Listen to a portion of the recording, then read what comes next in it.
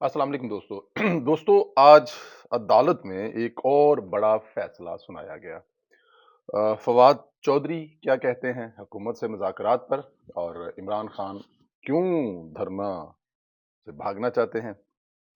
बहुत सारी दूसरी बातों के साथ ये छोटा सा वीलॉग आपकी नज़र।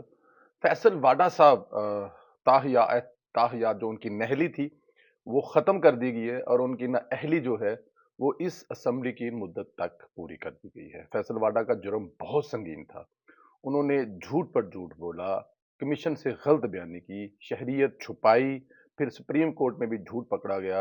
एक एक्सपायरी पासपोर्ट जो मेरे पास भी 3-4 होंगे, कोई एक आध पाकिस्तान का, 2-4 जो हॉलैंड के पासपोर्ट खत्म हुए हुए हैं, जिनकी डेटें खत्म हो गई हुई हैं, वो जमा करवाकर उन्होंने जुर्म पर जुर्म किया था। लेकिन सुप्रीम कोर्ट ने उनको ये कहा है कि जुर्म तो आपका बहुत बड़ा है, अगर आप ना मानते तो आपको हम ताहयात में अहल कर देते, लेकिन क्योंकि आप जुर्म मान रहे हैं इसलिए हम इसको 5 साल तक मुहीत करते हैं कि जैसे ही इस असेंबली की मुद्दत खत्म होगी आप इलेक्शन लड़ सकेंगे, आप पाकिस्तानी सियासत में अपना रोल अदा करने के अहल होंगे और पाकिस्तानी जो नेशन है वो आपकी खिदमात से इस्तिफादा हासिल कर सकेगी, क्योंकि फैसल वाडा साहब जो हैं उनका रोल बहुत बड़ा है। वो इस ये मुल्क उनके बगैर चल नहीं सकता, ना कराची की वो सीट, ना कराची के वो अवाम, ना वो हल्का और ना ही पाकिस्तान की सियासत, चाहे वो कौमी असम्बली हो या फिर वो सेनेट हो, वो फैसल वाडा के बगैर नहीं चल सकते। तो इसलिए कौम के वसी तर मफाद में नवाज शरीफ जैसे एक जाहिर है फैसल वाडा का, अब अगर आप देखें नवाज शरीफ साहब को आपने ताहयात नहल कर दिया, फिर आपने जहांगीर तरीन साहब को, फिर उसके बाद आपने दूसरे काफी सारे दोस्तों को जो पीएमएलएन से खास पर जिनका ताल्लुक था, सेनेटर साहब थे, उनको नहल कर दिया गया। लेकिन फैसल वाडा को नहल करने के बाद उनसे, क्योंकि उनकी उन्होंने अपनी गलती की माफी मांगी, निहाल हाशमी ने शायद अपनी गलती की जो माफी है वो ना मांगते या उनके जहन में नहीं था कि वो माफी मांगे, लेकिन उनको बकायदा उस वक्त के सुप्रीम कोर्ट ने तरला करके कहा यार निहाल तू माफी मांग ले, ताकि सानू भी एक मतलब के पॉइंट मिल जाए, तेन माफ कर दिए यार, मतलब कौन सी लड़ाई है, कौन सा झगड़ा है, तू मतलब लिख के दे यार कि बस ठीक है हो गया और उसके बाद तुम्हें माफ कर देते हैं। ऐसा किया गया, अदालत के कहने पर, रिक्वेस्ट करने पर माफी मांगी, लेकिन फिर भी नाअहल कर दिया गया। नाअहल क्या किया गया, पार्टी से वो फारिग हो गए और उनका टीवीओं पर पाबंदी लगी। लेकिन यहाँ पे फैसल वाडा के केस में थोड़ा सा डिफरेंट है। उनको अपनी गलती मानने पर, मतलब जितना भी बड़ा जुर्म किया है कोई बात नहीं, लेकिन क्योंकि अब आप अपनी गलती मान रहे हैं तो इसलिए हम आपको माफ कर रहे हैं। ये है वो निज़ाम जिसको बदलने की बड़ी सख्त ज़रूरत है। अब आते हैं नवाज शरीफ साहब की तरफ। ये खबर नवाज शरीफ के केस में मिसाल बन चुकी है। मियां नवाज शरीफ का केस तो इससे कई गुना कम था, जुर्म ना होने के बराबर था। बेटे से तनहा ना लेने का बताने का जुर्म था उन पर कि मियां साहब, सीधा सा मामला था कि उन्होंने अपने बेटे से तनहा लेनी थी, जो कि कागजी कार्रवाई के लिए वो सब कुछ हुआ था, लेकिन वो तनख्वाह ली नहीं थी। ये वजह बनी थी मियां नवाज शरीफ साहब के ताहयात नहल की कि आप सादक और अमीन ही रहे, क्योंकि आपने ये झूठ बोला है अपने गोशवारों में, किसी जगह पे ये नहीं लिखा कि आप अपने बेटे की कंपनी में जॉब करते थे, क्योंकि दुबई में रहते थे। दुबई में डॉक्यूमेंट जो आपके पूरे होने थे, रहने का जो वीजा था एक्सटेंड होना था, वो इसलिए होना था कि आप कहीं कोई काम कर रहे हैं, जॉब कर रहे हैं। तो बेटे ने कहा जी कोई गल नहीं अब्बा जी, आप ये कंपनी आपकी है, सारा कुछ आपका है, तो इसमें आपके लिए एक जॉब क्रिएट कर देते हैं और वो डॉक्यूमेंट जाके गवर्नमेंट को दे देंगे और गवर्नमेंट आपको रहने की यहाँ पे परमिशन दे देगी। बड़ी सादा सा कानून है, हर मुल्क का लॉ तो फॉलो करना पड़ेगा ना। आप वजीर आजम है, वजीर दाखिला है, वट एवर जो भी है, जहाँ पे आप 2 4 6 महीने या साल रहना चाहते हैं तो लॉ फॉलो करने पड़ेंगे। और उन्हीं लॉ को फॉलो करते हुए वो एक जॉब क्रिएट की गई, जिसकी तरह तो डेफिनेट लेनी नहीं थी, लेकिन वो कहते हैं कि तुमने लेनी थी या नहीं लेनी थी, तुम्हारे बैंक में वो तनख्वाह आई थी या नहीं आई थी। देखें अगर वो तनख्वाह बैंक में आई होती और निकला के बेटे को वापस कर दी होती तो फिर भी चलो को बात समझ आती थी कि यार तनख्वाह तो बैंक में गिरी है ना, ना कोई बैंक में तनख्वाह आई, ना कोई पैसे लिए, स्वाय एक पेपर के, जो वो एक पेपर जनरेट हुआ था, उसकी बिना पर सादक और अमीन नहीं रहे साबिक वजीर आजम, जो कि 3 दफा के वजीर आजम थे।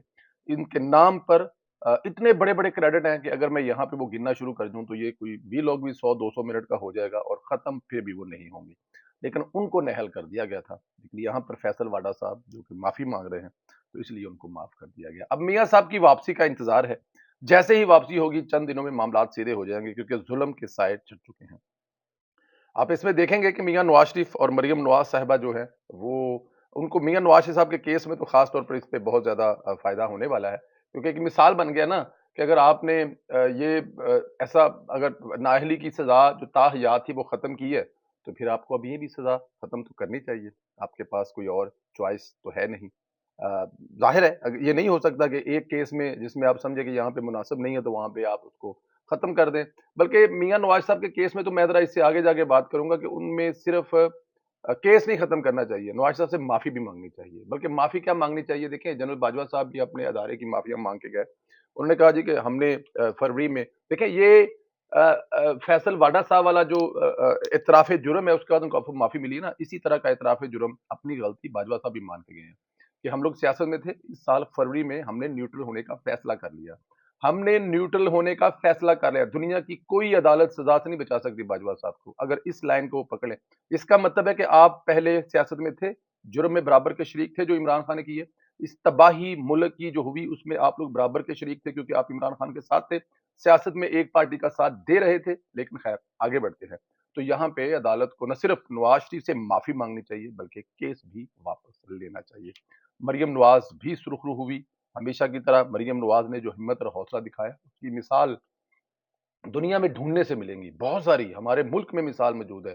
بے نظیر صاحبہ کے خاندان پر, ملک پر, والد صاحب پر جب مشکل وقت آیا تو وہ میدان میں آئی. بیگم کلثوم نواز صاحبہ کے خاندان پر ہسبینڈ جب مشکل وقت آیا تو وہ میدان میں آئی. لیکن مریم نواز نے جس طرح تن تنہا اپنے آپ کو قانون کے حوالے کیا, واپس اپنی مرتی ماں کو چھوڑ کر باپ کے سامنے گرفتاری دی لیکن جھکی نہیں, ڈری نہیں. کیا کہتے تھے, یہی کہتے تھے کہ بی بی آپ صرف لندن چلے جاؤ, اپنے خاندان کے پاس چلے جاؤ, اپنے باپ کو بھائیوں کے پاس لے جاؤ, ہماری طرف سے آپ عیاشی کریں, آپ پر کوئی پابندی نہیں ہے, آپ کھل کر کھائیں پیئیں موج کریں, بس یہاں سے چلے جائیں.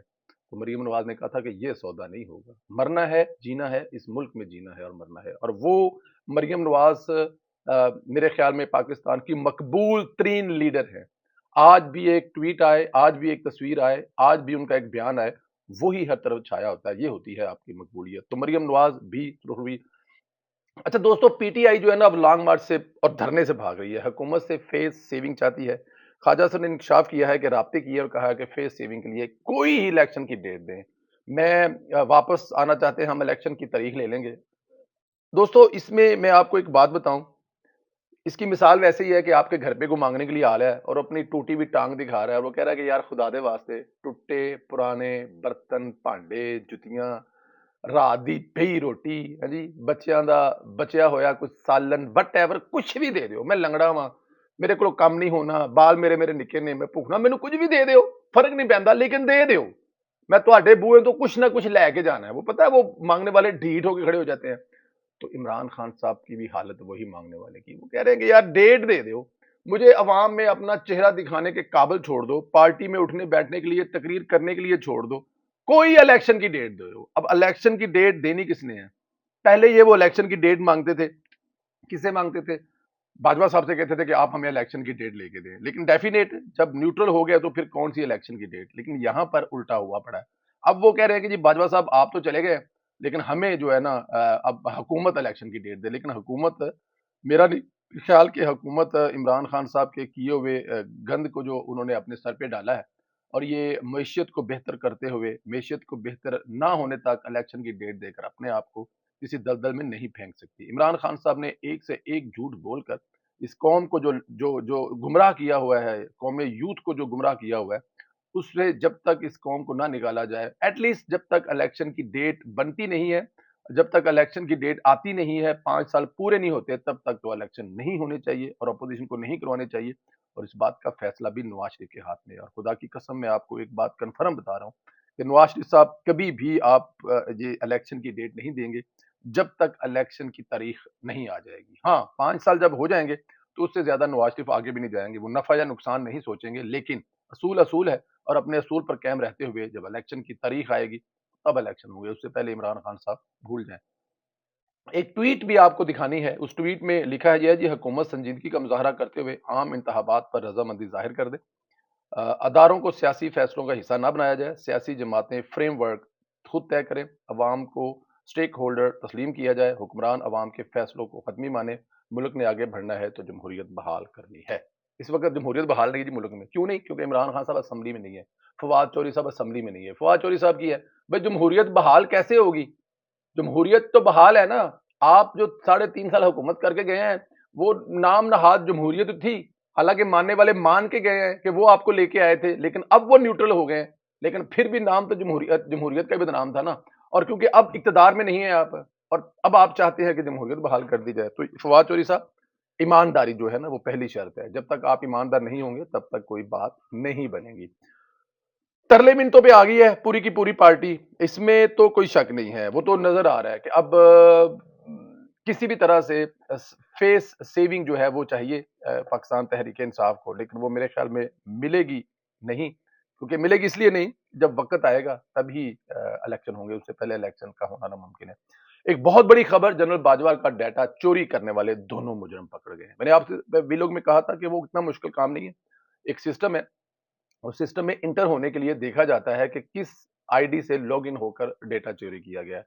डार साहब ने दोनों को नौकरी से फारिग कर दिया, तहकीकात शुरू हो गई हैं। अब तहकीकात से पता चलेगा इनके पीछे कौन है। समझदार आप हैं, मैं ये नहीं कहूंगा, मैं आपको बताऊंगा कौन है इसके पीछे। इसके पीछे वही ताकतें हैं जो इससे पहले इमरान रियाज खान गीले तीतर के मुंह से ये निकलवा चुके थे कि बाजवा साहब का कौन पार्टनर है, कितने पैसे कमाए हैं, और डीएचए में प्लाटों की लंबी लाइन किसकी है। डीएचए में जो एक बहुत बड़ा धंधा हो रहा है जाहिर है प्लॉट खरीदने और बेचने का, उसके पीछे कौन है। और उसमें ये बताया गया था कि फलां फलां किसका समधी है, क्या क्या उसका नाम है। और ये वही लोग हैं। अब भी उन्होंने जाने से पहले जनरल बाजवा साहब को प्रेशराइज करने के लिए ये सब किया था, ताकि आपने वो महदूम शो आपका पिछले वीलॉग में ट्विटर में मैंने उनका वो दिखाया था, जिसमें वो कह रहे थे कि इमरान खान साहब से बड़ी तफसील से बातचीत हुई है, और उस तफसील से बातचीत में जनरल बाजवा की जायदादों पर हुई है। तो अब आपको अगर इन दो चीज़ों को जोड़ लेंगे कि जो पकड़े गए हैं वो दो, और महदूम शहाब इमरान खान से क्या डिस्कस कर रहा है कि जनरल बाजवा की जायदादें डिस्कस कर रहा है, तो आपको ये बात सारी समझ आ जाएगी। लेकिन ये बहुत जल्द सामने आने वाला है कि ये इसकी तहकीकात है, डेफिनेट है। वो दो बंदे जो मुलाजम है बेचारे जॉब कर रहे हैं, वो कितनी देर तक भाग जाएंगे? वो इमरान खान की मोहब्बत में मारे गए, वो कुछ पैसे लेके ब्लैकमेल हो गया या कुछ भी हो गया, वो एक एक लफ्ज बताएंगे। और डार साहब जो है वो फौजियों की तरह काम करते हैं। डार साहब छोड़ेंगे नहीं, डार साहब तो कहते हैं ना कि बुरे नो घर तक छड़ के आएंगे। तो इसहाक डार साहब जो है, ये जनरल बाजवा के डेटा वाली कहानी जो है कुछ ही दिनों में मेरे ख्याल में मंजरे आम पर आ जाएगी। मैं और आप देखेंगे कि इसके पीछे है कौन। अपना ख्याल रखें, मुझे इजाजत दें, खुदा हाफिज।